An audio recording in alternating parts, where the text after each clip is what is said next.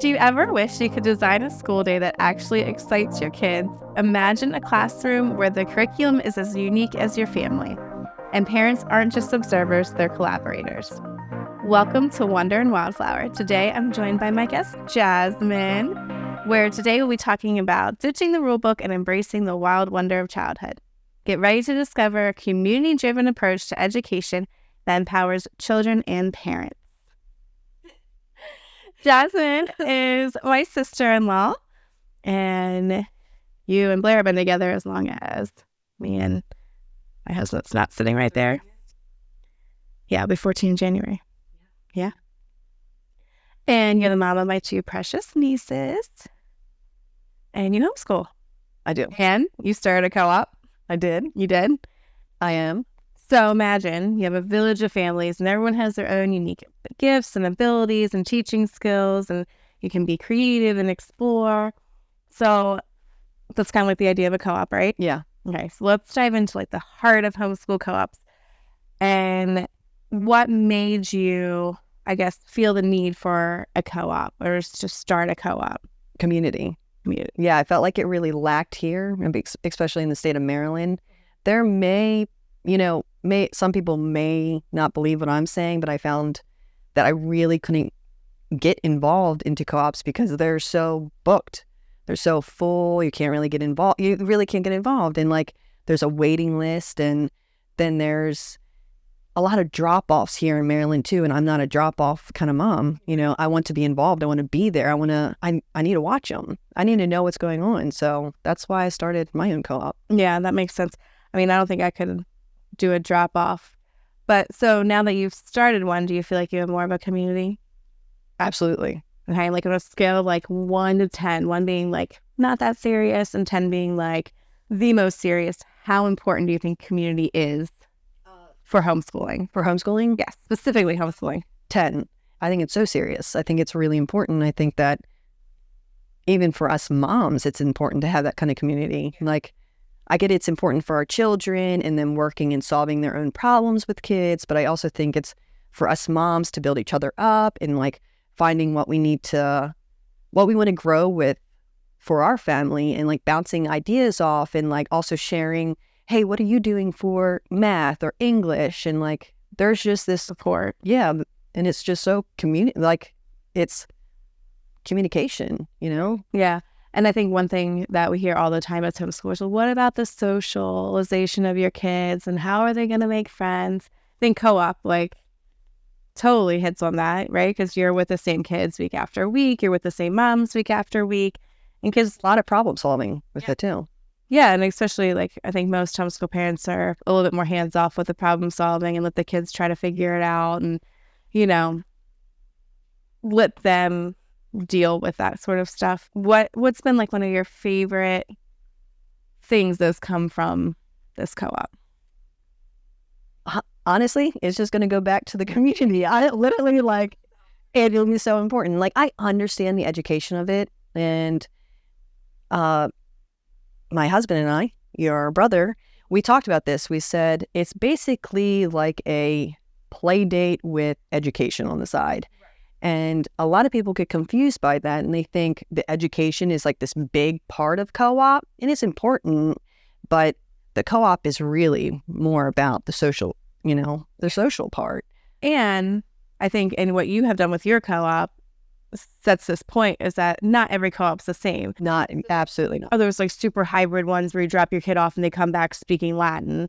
And yeah, there's that. And then there's like, co-ops like, the one that I was a part of when we were here and the one that you've created, that yes, there's education. Yes, there's some structure, but for the most part, it's really just to get the kids together and get the parents together and to exchange ideas and to learn together and grow together. So I think that's super important. What, when you say like community and that it creates community, what does that mean to you? Like, as far as, is the community just like having other people to be around, or is it more the support aspect of it? I want to say both, right? It's like mental too. Like, when you go into this homeschooling life, when I first started, I was pretty lonely. I lost a lot of people, a lot of friends, just because I grew I had 2020, so people were going bananas. absolute bananas, but also like I'm definitely, even though, so I'm turning 33, and in my generation, I know, but in my generation, my friends aren't really having children, so I'm moving on. Like I'm having children, so I've come to this lonely part of this world, or like people are moving, and like you said, 2020, a lot of things just happen. Kids in school, so they're going back to work, or they're, Lots of different mindsets and values and morals and everything. But anyway, back to the community part, what it really means to me. Yeah. Back to the community part. I find it to be social because like mentally, I need to have those friends where I can share, like, are you exhausted? Because I'm exhausted. And like we can really go off each other with that. Or I also need someone to go, hey, if you're really struggling with this aspect like math or English, and there are those moms who are really helpful. They're like, Jasmine, let me show you like this curriculum. It's really helped with this. That's how I found the Orrin Gillingham method, was through one of my friends at co-op. And she's like, I see what Shiloh can do, and this will really help her. It's helped so much. And that's so cool how like other people can look at your kids and say like, see something that maybe you've seen, but you don't know how to educate that part of her, because she's definitely super creative, and maybe not so much a workbook kind of girl. So seeing someone else that's like been around her and knows like, hey, this would work, like that's super cool. And it's nice that there's, people who are smarter than us or more experienced, more veteran than us that would say like, hey, I've tried this. And I definitely admire the veterans of the homeschooling life. Like I need them. No, every time I see like a mom, it's like, oh, my kid just graduated and got into college. I'm like, okay, like or my kid just started their dream job. That's amazing. Exactly. Great. Yeah, it's cool to have those kinds of, and then it's cool too. This happened last year at Wild and Free. We met these 3 mamas that like literally had 4-year-olds. Their kids are not even school age, and they are at Wild and Free, so that when their kids are school age, they're ready to go. And it was like so cool to just give them little pieces of advice, or just hear like their hearts and how excited they are about homeschooling, to know like there's this next like generation of moms coming up that are like super excited, and their kids aren't even, I mean, one of them was pregnant. Like I don't even know if she might have had a toddler. She might have had a toddler. We're friends on Instagram, so she might see it, but she, and they were so sweet. One of them came to Florida and like messaged me to see if, how close we were and if we could meet up. But just these, the chance to learn from other people, but also to teach, younger moms and new moms, like, hey, you're going to be okay. Like, this is crazy and it's overwhelming, but you're going to be okay. So I think what co-op can help you do is like escape like the stuffy classroom side of stuff, and like, okay, we chose to homeschool, so we don't want to send them to school, but they are like these vibrant ecosystems, and like each one's buzzing with its own like energy and unique personalities. And you can find ones like, I think even the one that like I was in versus the one like you've created, like the one that we were in was not super structured, very laid back, but there were like 3 classes a day, and there was a lunch period, and you can correct me if I'm wrong, do like a science experiment, a lesson, and then playground time. And that's amazing. And they're different, but they both bring so much to the table. So I think that's the super cool thing about co-ops also. So, and there's like nature co-ops. There's so many co-ops. The more that I've gotten involved of like starting this co-op and like figuring out how to just continuing it, and like people put their ideas in, I realized that I'm not the only mom who's searching for this community of just these moms who are genuinely interested of building an education around play. Right. Do you know how much fun it is to allow your kid to play while being educated? And like, it is 30 minutes long, and you're like, you know what, kids, go take a break. Go have fun, run around, and tell you what they learned. And they're excited about it, and they're not bored, and they don't hate learning. They don't hate school. Like, I never hear a homeschool like 3rd grader say like, oh, I hate school, like, oh, I hate learning. But how many kids do you hear that like go to school are like, God, my nephew said today, he was like, I have to go to stupid school for like 394 days. And like, yeah, you kind of like, it might not be that long, but yeah. I think the freedom to play definitely fosters like such a love of learning. Yeah. I think the other thing that co-ops really do is like, especially if you start one yourself, you get to create something that like really encompasses your family's values and what resonates with your individual child, like how you want to educate your kids. Like, so you do structured learning also, but you do lean way more into the play learning than I have my structured learning, and it's 4 days a week or 5 days a week, and it's like 2 hours. I do take my time. We definitely go through, our reading and math and basically those two. The other subjects, look, I get it everywhere. Like they will fit in. Yeah. And they get through it. That was a hard lesson we took. They get through those 2 hours, but they're ready. They're ready to get those 2 hours done. They know what's expected. They're ready to play. And, it's not 2 hours. It's maybe less. Who knows? Depends too on how much they're willing to work. But that's the funny thing is that starting this co-op, I've met parents who don't even agree with that, which is fine. I don't mind. Like, there's a mom that I really love, but she's about unschooling, and she believes someone asking about a curriculum that I use. And I told her, and she goes, you don't even have to use curriculum, and went on about how she does it. And I love that. I love that I can we're literally fishing this co-op. We're like, let's all go fishing. I'm like, okay. And this science project, let's go fishing. We all went fishing. And then us moms stood back and shared our curriculum and what we do from day to day, because this mom here was interested of pulling his second grader out because he's getting bullied in school, and she's feeling tired, and she's scared of pulling him away from this idea of, structure. And I told her, you can still have your structure. It can just be shorter while you enjoy the company of your child. And she goes on and tells them, well, it can be even better than that. Unschool if you want to do it this way. And, me and her may not agree with it or anything like that, but I think that's what's so important with community. Well, yeah, I think that's a good point. Like, you have this co-op. And I remember when I joined our co-op, which, like I said, it was just on 1 day a week. I think it was 9 till 1. And we had like prayer, and then the kids did music, art, and PE.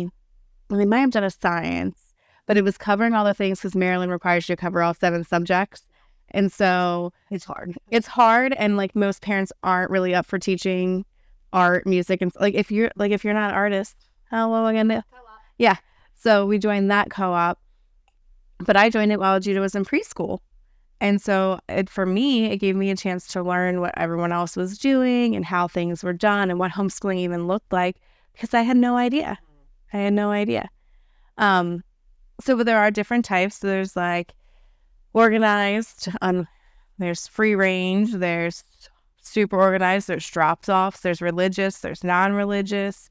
What would you say like some common misconceptions in co-ops are? The biggest misconception, and again, I'm pretty new to this. Like, I just started this co-op last year. I feel like you're a pro. Oh, thank you. No, I do feel really proud of what I've done, but trust me, I have my doubts and everything. But the kids make me feel really good. They're like, "Are you still doing it?" I'm like, "Yeah, I'm doing it. Thank you." But my biggest misconception is I've had a lady come to me and she said, "I have so my co-op runs from 4 to 13 years old. I'm not really sure what age 13 is or anything like that. I just try and... Yeah, what grade? Sorry. 8th, right? Because you're 14 going into high school. Okay, so yeah. So like my nanny baby, she's 14, she's going into high school. Okay, so it's the end of middle school. And I have quite a few 12-year-olds, and then I had this 13-year-old.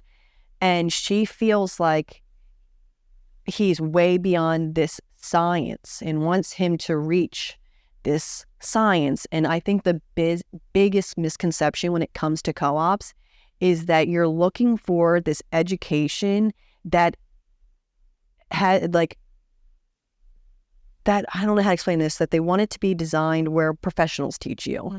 And my thing is, if you really want that, you guys, we have so many benefits. We have umbrellas to private schools, to colleges that will let you, that will put them in those courses that you want them to excel in. And co-ops, they're not going to do that for you. Co-ops will do things like the music, the art, and like science projects and government, but they're not going to reach the goals that you want them to study. Biology. Yeah. He's not going to become a chemist from... No, he's not going to become a history professor just through co-op. You need to, if you really want to exceed his education, well, let him search. Let him do it, or take him somewhere, because you have these great opportunities as a homeschooler of free or almost free to go. You can go to colleges courses. You can go to these high school courses.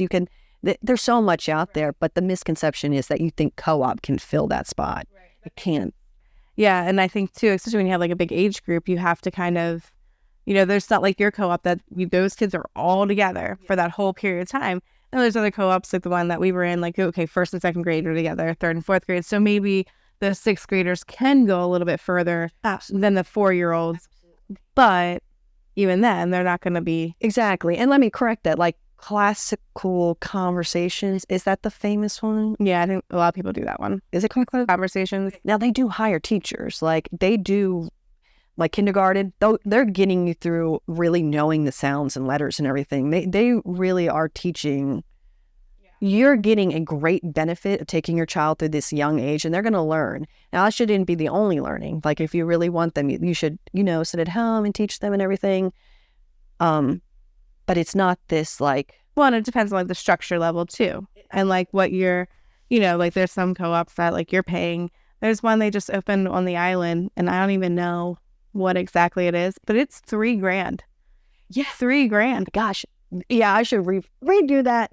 Yeah, there are those co-ops that there's these co-ops that are really looking at the people who are working 2 jobs, a working home, Yeah. And they know what they're doing, and which is important, because I do think it is important. If you have the home, if you're both of you are working, you guys should have every opportunity to have that in-home homeschool life. And if it means that, you have to pay for that 2 days a week. Yeah, I understand. Yeah. I would do it if I had to. Absolutely. Yeah, I would do pretty much anything to keep the kids from going to school. Yeah. All right. So walk me through what your average co-op day is like. My co-op that I've designed. So can we start from the beginning? I only do it every other Friday. Okay. I've come to learn that when I was doing a co-op, that once a week was really tiring me out. And I know my girls in their capacity. Right. They're done, they're exhausted. So I knew that I wanted it twice a month for about 3 hours. And I knew I didn't want to go past 1 o'clock. 1 o'clock is like my no. So Friday, everything is prepared way before Friday comes. I'm an outdoor co-op. That's another thing. So when I do it outdoors, that means I have to, pack up these tables, pack up these chairs, pack up my, science projects. I have it designed separately, like for the kindergartners to all the way. It's different. Like each of them have different pages, or it's designed to their age. But we're doing the same project. And so, I wake up at 6 and I'm preparing, I pack everything up, and we're off. We're 30 minutes away from the playground that we meet, and we start at 10:30. So I tell the families, hey, thing starts at 10:30, and everyone shows up. And as homeschoolers, we're always late. So my goal is, I'm going to tell you 10:30, but we're really starting at 11:15, and they play. So everybody plays until 11:15 until they get there. Okay, that's smart. I read them the science, like, the scientist. I read a little bit the scientist, what we're going to do, if it's chemical reaction or a physical reaction, any kind of project that we're going on. And then I'll just give them a blip. So what I've learned is when you have a really big group of kids, I think I only had their attention span for 5 minutes. Yeah. Not even. I'm like, all right, how do I do this quick? And how do I make them entertained? And so it's like 5 minutes long. And I'm like, all right, let's do the project. And they're really engaged in the project. But again, the projects can only be 20 minutes long. Yeah. Like I need to make it sure that it's really hands-on and they're messy. They want it to explode. Like literally the kids want it to be as messy as it can. Yeah. And I get their attention. And also a thing that I've learned with the co-op is that if it's really engaging, like let them be the engineer of the project, let them take control. And that was something that I've definitely learned going through this. Yeah. So 11:15, we started, I do a 5-minute learning lesson. And then I explain how the project's going to work. That's about 20 minutes. And then we will fill out a paper so that they can submit it at the end of the year. Have it in their portfolio. And then it's over. That's it. That's all we do. I'm like, all right, go play. Let us moms hang out for a little bit. And the beauty of this co-op, because it is outdoors, is we're right by a stream. And all the kids just end up heading down to the stream and playing, and we eat snacks. And people tend to leave around noon, 12:30. Okay. Yeah, it's a very simple, quick meetup. Right, but it matches or checks all those boxes of socialization and learning together and having friends. And, it's definitely not your average school day, that's for sure. But you think laughter and creativity and exploring, like that's really good. So how do you feel about do you feel like co-op has made it harder to keep your lessons at home going in the rhythm you like, or do you think it's made it easier, like your time management? Like I feel like I remember when we did co-op, that day was done. Like we went to co-op and then we passed out. Like we were so exhausted. Like do you feel like, on co-op day, do you do other learning, or is that? Oh, absolutely not. I'm done. No, yeah. That makes sense. And do you feel like it helps you stay more on track with the daily stuff, or do you feel like there was a wrench in it sometimes? No, there probably were wrenches because myself as a procrastinator, I'm like, I'll do it last minute. It's fine. So I felt like we would have, when co-op happened, I felt like my Thursday was gone and my Friday was gone. Yeah. But the week in between, I didn't really mind because it is every other week. So I didn't really. The other week is smart too, because I think doing, something every week, that's a big commitment. Yeah. So another thing that I think is so important with finding a co-op is faith and values and beliefs. Those are things that root in our children's soul, what really nourishes them. So how have you found finding a co-op? And I know you really didn't, you end up not finding one and creating your own. But while you were looking, did you find that there was a ton that were religious and a ton that weren't? I mean, because we are in Maryland. So it's not like we're in the Bible Belt. No, not at all. Did you find a lot of secular, a lot of? There's more secular here in Maryland, especially when you go down to the city and the county. Now, I have talked to a lot of co-ops. The reason I started my co-op is because I was in a different co-op. I don't know if you remember. And there was a lot of, I think I told you, it was up in Cecil. Yeah. So I'm driving 45 minutes. But just imagine my girls, okay? For a second. You know them so well. But it started at 9 and it ended around 2. And I did it every Wednesday or Thursday or something? Wednesday. I think it was Wednesday. Every week, every Wednesday. And I was like, well, I love this lady. And I love the idea of a co-op because I loved the women that were there and everything. But I'm like, no. Because it was 4 classes and a lunch. And each class was about 50 minutes. And the lunch was 40 minutes or something like that. But our last class was gym. Hold on for a second. You want my child, sorry. You want my child from 1 to 2 run around after they just ate and just had the most wonderful day, but exhausting day. So much brain power. Yeah. And I'm, in co-ops, another thing about co-ops, a lot of them, is it's a parent-run situation. So you're sharing, you're a teacher or you're a sub-teacher. So my attention really couldn't be on the girls. And they're young. And this is where I really was like, you know what, I have an idea. Let me see if it can work. But I'm the gym teacher at 1, and I have my girls all over me crying, and I'm like, no, I can't do it. Yeah, I can't do it. But it is a long day. But to get to your point about the Bible Belt and everything, no, I have learned that a lot of places are really secular, and a lot of people like to keep their opinions to themselves. Right. Yeah. Well, that's true. I think that's you'll find that everywhere. Like, at least, like, our co-op was not, it was a Christian co-op, but the only thing we did that, like, made it Christian was pray before we got started. Like, it wasn't, we had Bible classes or whatever. But I think too, and maybe you can touch on this, like, as you did your research and looking for co-ops, did you find that, like, there was stark differences in secular and Christian based? Or was it more, because you said, like, people tend to keep their opinions to themselves. So, like, did you think, like, they were drastically different, or all just kind of like the same thing, but like... Yeah, I'm going to say it's like the same thing. Like, my co-op that I was going to, we prayed. Other than that, I don't really think it's a big difference. The thing that I can find the difference between the secular and the Christian is our morals and values in this degree.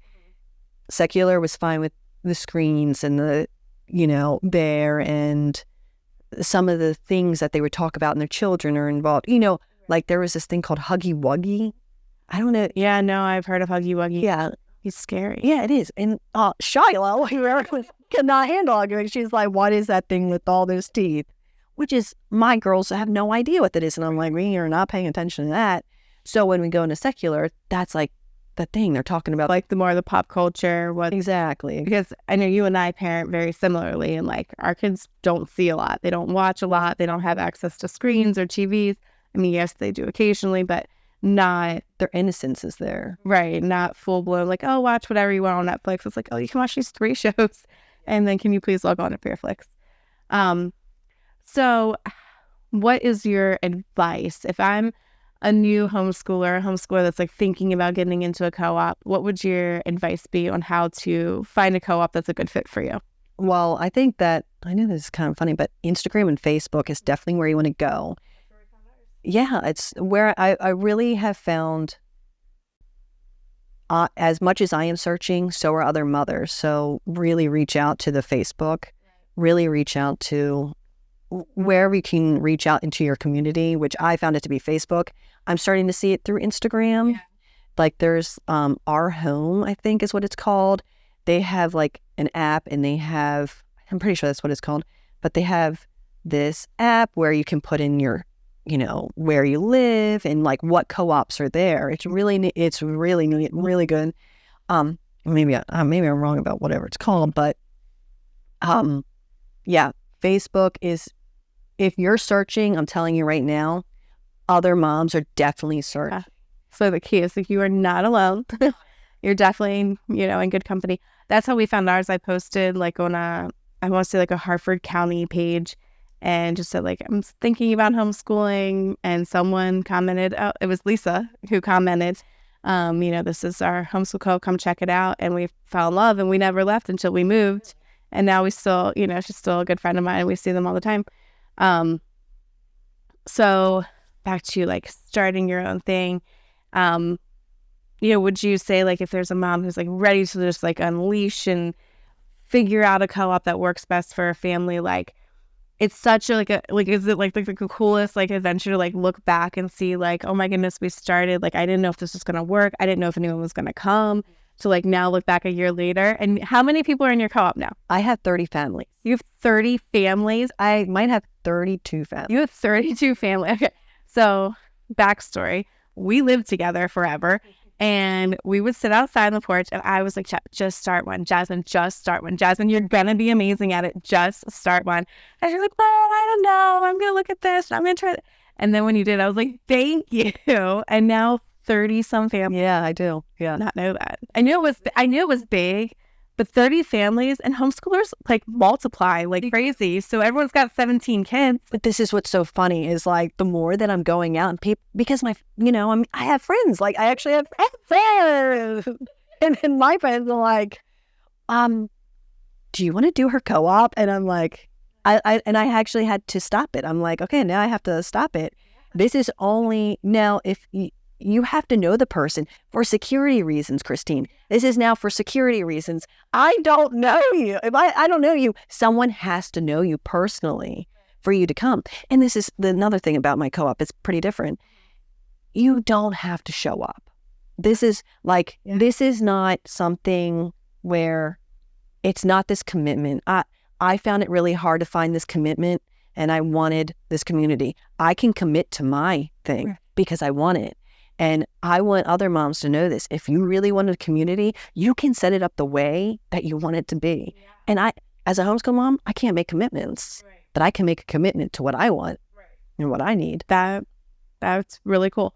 Do you have a name for your co-op? Yeah, I just changed it. Oh, what is it? I haven't told anyone yet. Tell everyone right now. It's called the Pop-Up Co-op. You did tell me that. That is really cute. You did tell me that. That is really cute. I like that a lot. It was just the Harford County Co-op and field trips, but I was talking to Blair and I was like, Blair, I think I'm going to do a pop-up co-op. That's a super good idea because I know you do that one playground most of the time, but then, you were like fishing one week and doing, so that's super cool.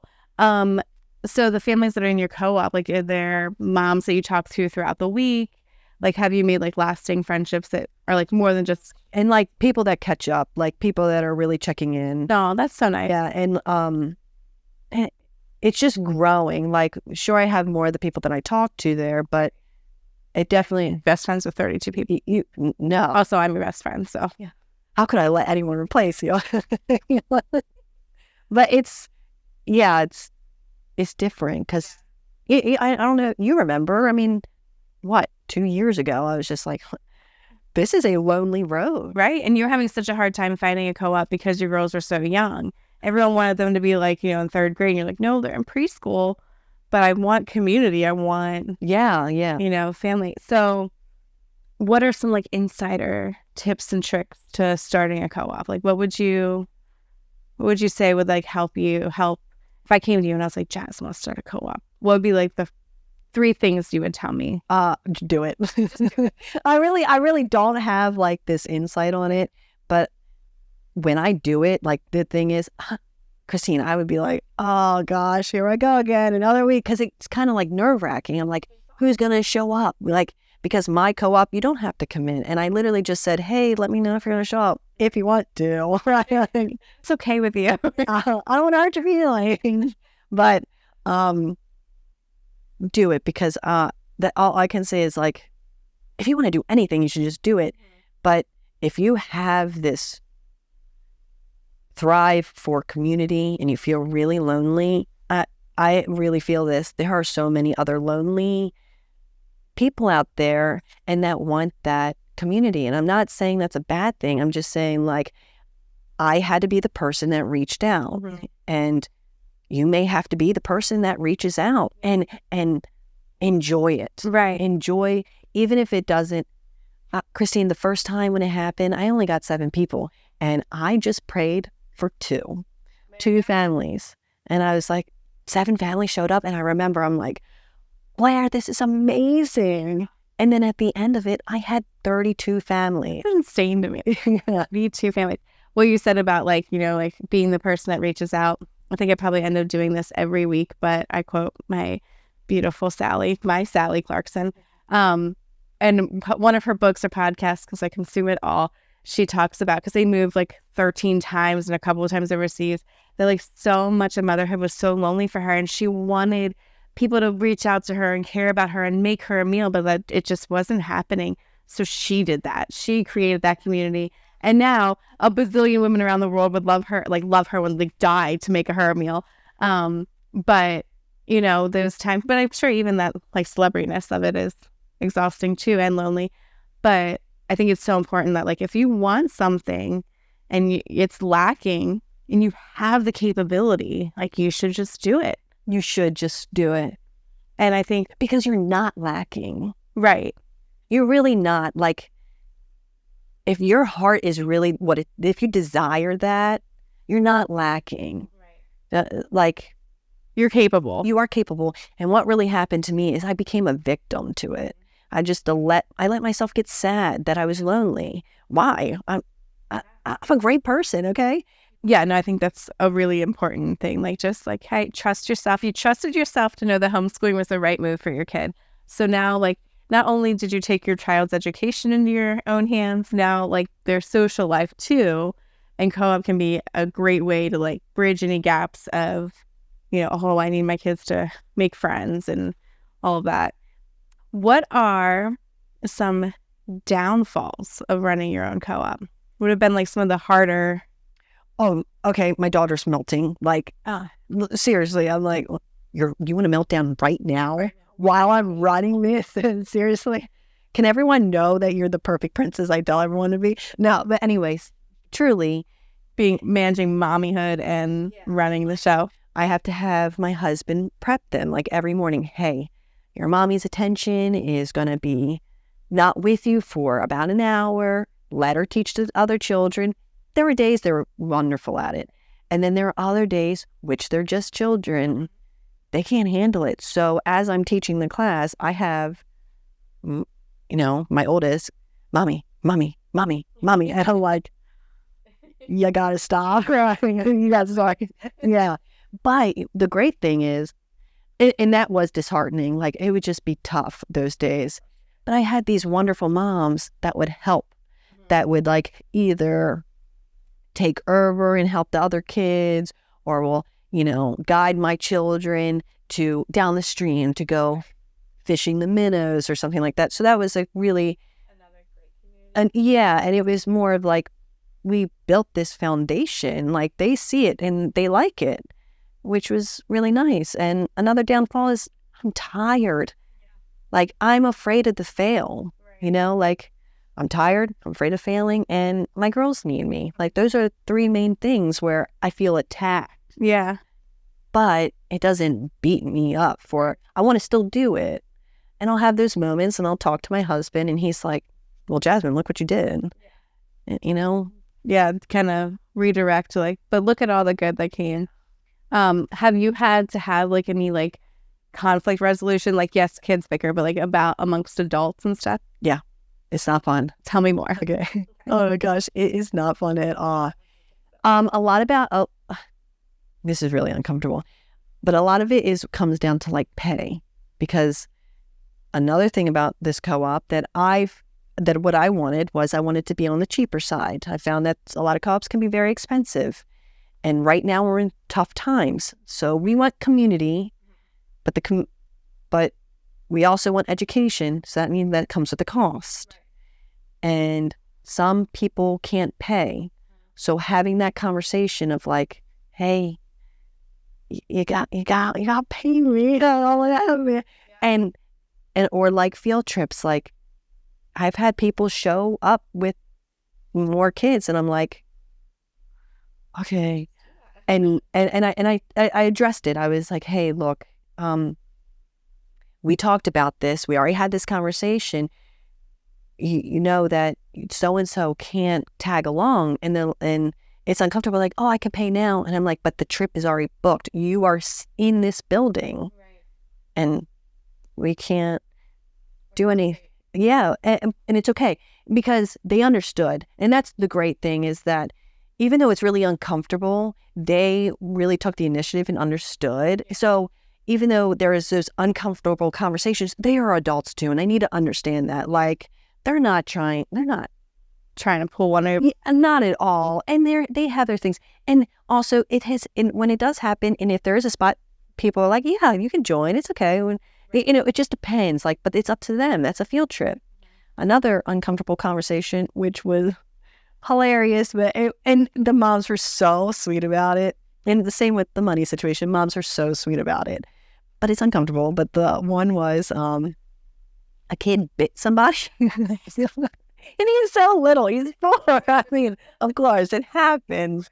So I had to address it like, hey, that can't happen. But the mom was like on it, so good about it. It's still uncomfortable. And the other mom was so sweet about it. By the way, it was her first time visiting. I'm like, congratulations. Normally bite here, but sometimes we do. And I did say, look, it's not supposed to happen again. We don't allow it. And she was really understanding. He's also really little, and they're very understanding. But those moms rock. They were really, really sweet. Made me feel better because I didn't really have to get involved. But that's still confrontation, you know? You are not confrontation. I am not confrontation. No. Only with my children. So yeah, I mean, when I really think about it with the confrontation and the uncomfortableness, it is just because I'm uncomfortable and I'm the one in charge. But really, most adults are really mature about it. Right. And they accept their faults or whatever it is. And I think too with co-op, because most of the time, at least in the co-ops you and I have been part of, the parents stay. So like, even though like you're in charge and you're running the co-op, like your parent is still here. And like, if you were a behavioral problem, then your parent's going to have to deal with that for the most part. Like you get to, you know, after a while, you can step in and say like, hey, like, sorry, but you guys need to fix this or we can't move forward. But for the most part, you have parents that are like on it. Have you had any like complaints that you've had to handle? No, but I know, and I know it's going to happen. And here, and this is also, it's going to happen because not everyone's going to love me. Crazy people. Yeah, what's wrong with them? I haven't had any complaints, but what I expect is that when someone comes to my co-op, is that they say, you know what, that's not what I want. Let me do what I want to do. Mm-hmm. Let me create the co-op that I think is best. Right. So because I think a problem is lacking is that we don't have enough co-op. Oh, yeah.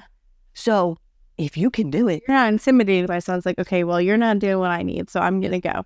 You want people to create what works best for them because chances are what works best for them is going to work best for 32 other families. And then that person can, and then because I do think you're right, I think that they are really lacking. And I think especially for some people like us, because we must have similar personalities. We both wanted to get in before our kids were school age. Like we both wanted that experience and to understand how co-op worked and how homeschooling worked. But it was really hard to find something for a little one. So I know, and you found it. It was like the grace of God. Like literally posted it, Lisa commented, and that was it. And I only went to that one co-op. We did just join a co-op in Florida, though. I think you were telling me that, but it sounds amazing. It sounds like, I'm like, don't tell me anymore. I'm a little jealous. And I don't know, like they changed what classes they teach, but my friend was telling me last year they did jewelry making, Lego robotics. You know how much the girls were willing to do? So cool. So I'm anxious to see what classes they teach this time. Yeah, but it's like the price too. Yeah, $25. Yeah. What? How? Tell me. What's your secret? Can I call them? And I think, so this is what this co-op does is, so they charge $25 for the family to like join the community. And then you have access to like a homeschool library where there's like curriculum you can borrow, books you can borrow, and you can take it out for the whole year. Christine, this sounds like a legit dream. You need to start a curriculum library. And then you either pay $50 or you host a field trip or help plan a party, like their end of the year party or something. I'm going to pay the $50 because I don't want to do the other things. And then for any class that you take, so like there's some classes that don't cost anything extra, but like the jewelry making class, my friend taught it. And I think she said she charged $10 a kid for the semester. And that was to cover the cost of the materials. So like there are some classes that cost a couple of bucks extra, but that's the other thing. Like there's some co-ops, like you don't do that. You don't have these cool jewelry making and then there's co-ops where you do. I mean, I think that's the beauty of co-op. And I think a lot of times people either don't know what a co-op is because I sure as heck didn't before I got involved, or they have this impression that it's, either super structured or not. And that's another big difference too. When we were in Maryland, I loved our co-op so much, and I felt like I found my people. Lisa, the one that I would consider her one of my closest. Like I just adore her. I adore her family. We loved all the kids and all the families. And when we moved to Florida, I was like, I'm not gonna like it as much. Like I don't. We found this perfect fit here. I don't know that we're gonna find it again. But you did. Well, and I haven't started, so I don't know if I like these people. They could be monsters. We did find community down there. We absolutely did. But I think that looking for one of the things that like I kept hearing about one of the co-op scenarios, like, oh, it's so structured, it's so serious. And that's just not what I was interested in. But I think as like your kids change and grow, like what you're looking for might change. So like I didn't really want structure 3 years ago, but now I'm looking for a little bit more structure. So what made you want to join again? I think for me, our first year in Florida, my big thing was finding community. And we lucked out and we found all these amazing people without having to join one. And I wasn't hyper academic focused that year. Like I just wanted the kids to be okay. We had just moved away. We left you. Like you were Bennett's person. We left my mom. That's Judah's person. Like we were just like, I was so worried we were ruining their lives. And then as we like went through, we had homeschool PE and we had fun Fridays. We had all these things. It didn't feel like we needed to add something else to the mix. But now that they're in 5th and 3rd grade, I feel like I want just a little bit more structure, especially for Judah. Like I want him to have something that he's more accountable to other than me. And what I'm like with my friend that's in the co-op, at the end of the year, they do a presentation. Like he's never done a presentation. I want him to experience that kind of stuff. And we met someone in the group who she's also our neighbor, but is now a good friend of ours. And we love her family. We love her kids. Like, so I think just doing something else fun with them made it a little bit more enticing to the boys, because the boys also were like, no, we don't want to join one. We liked our co-op in Maryland. They wouldn't join a church either. Like they were like, no, we have a church in Maryland. Like they could only have one state and one thing. But now that we've kind of like made the whole move and we bought the house and we're really there, I think everyone's more willing to put roots down. It's official. It's official. So, yeesh, hope mom doesn't watch. Just kidding, Mom. I love you. I know you're okay. So yeah, I think we're just kind of like ready for the next step. I've also gotten to a place personally where like if I hate it, I won't go back, and it'll be fine. If the kids hate it, we won't go back. Where I think like 3 years ago, I've been like, oh, I don't want to hurt their feelings. Like, oh, we shouldn't go unless we're really committed. Yeah. Well, no, and we're not. If it doesn't work for our family, we're not going to go, and that's okay. So yeah, I think I just was ready for a little bit more structure, a little bit more like someone other than me expecting them to do something and produce something. Plus, I don't know how to make jewelry and or do Lego robotics. So what's Lego robotics? They make the Legos move. Why is that a thing? That's the thing. And it's like, oh, here's just $25, right? It's $25. Yeah, crazy.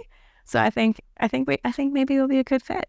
And Judah does love that. But yeah, you're right. I do think that the older kids get, the more structure. Yeah. They do like that a little bit of, and they do like it. Like they look forward to, like, I noticed that if Judah knows what I expect of him and there's this chore or that chore, he gets like this sense of, what is it? Like, of importance. Like, oh, well, I matter. Like I have importance here. And so I think if he has that, you know, like, oh, well, I have to put on a presentation. Like I really need to know what I'm talking about, or I need to make this Lego move. Like, how do I do that? Plus, they want to explore new things and learn new things. And, you know, I think one thing that is a big misconception in homeschooling is like, mom teaches everything. And if she failed math, then your kid's going to be a big dumb because, and that's just not true. Like, one, we can relearn the math. And two, there are other people that can teach your kids new things that they don't know. Yeah. And then also another thing about co-op, with bouncing off that learning idea, is that because there's so many different kind of co-ops, or I believe that there should be so many different kind of co-ops, is that they might find an interest in the class that they're teaching. You know, you never know what really will intrigue that child until they learn. Like, I saw someone who's doing like a history co-op, and it is an outdoor history class, and it is really neat. And I'm like, oh my gosh, that sounds so much fun. I didn't like history, but if I was a kid, I believe that I would have loved it, because the projects they were doing and how they were doing it, and they're like going through these trails and learning about like what happened over there, you know, or how they built this and stuff like that. And like these kids are finding interest that way. We probably would have been interested in it, you know? So like zero interest in history. But now I'm like, teach me everything about history. I know. I feel like I need to go back and like relearn it because I feel like they didn't tell us a whole lot. And then they told us like weird stuff that we didn't need to know. I was thinking this the other day. Like we talked in one earlier episode about like how they demand that kids learn the capitals of the states, which like that's super cool, whatever. But like there's so many things that we learned. Like I remember doing a whole unit on Guatemala. I'm sure Guatemala is a great place. But where is that serving me today? Like what is it? Like my friend's married to a man from Guatemala, but that is like the only connection I've got. That's so funny. You remember learning all about Guatemala? Because I got an E on my final project for Guatemala and I created a board game and my father was not pleased with my E. And I think that's why I remember it. Yeah. 6th grade, Mr. Troutman. Yep. Scarred for life. So yeah, like that's just such a good point that there's so many different things, but by taking them to these co-ops and these classes, they can learn like, oh, I'm super interested in history, or like, oh, I'm super not. Yeah. And they're not stuck learning just the capitals or just, the natural resources that come from Guatemala, which apparently I didn't learn because I got an E on my thing. I know. My friend Renee, she has a co-op. She started her own co-op, but her co-op's very different. It's a drop-off co-op, Monday and Wednesdays, I think. Mm-hmm. And you pay the price because she's teaching you. Yeah.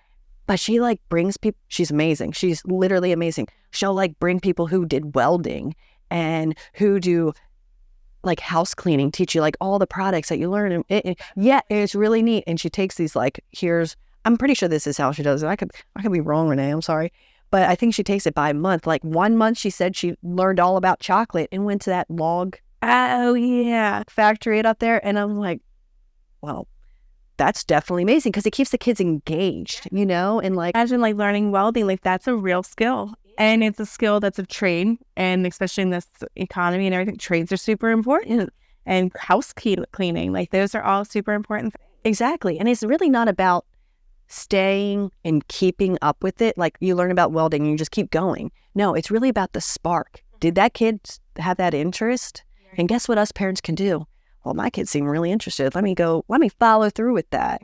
And I think that's really a really big importance. It's like there's so many open opportunities where we can find that spark. Right. It's kind of like, and this is like a weird thing that just popped into my head. Like, church on Sunday is great, but it's not going to do a whole lot if you're not nurturing it throughout the week. Absolutely. So like if your kid falls in love with welding after one, lesson from co-op, go figure out how they can learn more and do more. I think that's super important. So like your homeschool journey is like an unfolding story of like wonder woven with threads of creativity and community and like deep connection to your child. Like just, I think the one big takeaway I would take from this like conversation is that you're not alone. Like you are not the only one looking for community. You are not the only one that's like desperate for friendship, desperate for socialization and making friends and all of that. I think that would be like the biggest takeaway. Like you're not alone. This homeschool journey can seem so overwhelming and so like exhausting, but you have other people who are there to walk alongside you, to guide you through, to like be like, this week really sucked. Did your week suck? Or like, this week was amazing. Or how are you this week? And to help you with your kids, to like, hey, I've noticed so-and-so learns this way. Like I have this great, curriculum that we loved, or, so I think that would be like the number one thing. Like you're not alone. You have community. Is there any other like tips or little tokens of wisdom you would share? So sweet. I wish there really was, but I guess my reason of starting a co-op was simply for the community. And I really wish that I could, I think that's as deep as it really goes. Like I'm for the education. I think education is important, but yeah, it's that spark for the child, opening up all the different pockets, nature, things that they can find their interest in, because that's what homeschool's about, is like we get to look at what our child enjoys. So find it, but then if in the meantime, find that community. Yeah, find your tribe, find your people, your kindred spirits, like just people you can do life with. So if you are in the Baltimore, Harford County area and you're looking for a co-op, Jasmine's pop-up co-op. I don't know if you're taking new families, but if you are, how can people find you? Facebook. Yeah. I'm going to start an Instagram, but I'm also building a website at the moment. But Facebook, yeah, I know. And what is it called? Jasmine's Pop-Up Co-op? No, it's just called Pop-Up Co-op. Pop-Up Co-op on Facebook and soon to be on Instagram. Chaz, thanks for joining us. This was fun. I'm super proud of you and think you're doing an amazing job. I'm so glad you finally did it. So everyone, thank you for joining us on Wonder and Wildflower, where we explore the beautiful chaos of family and homeschooling.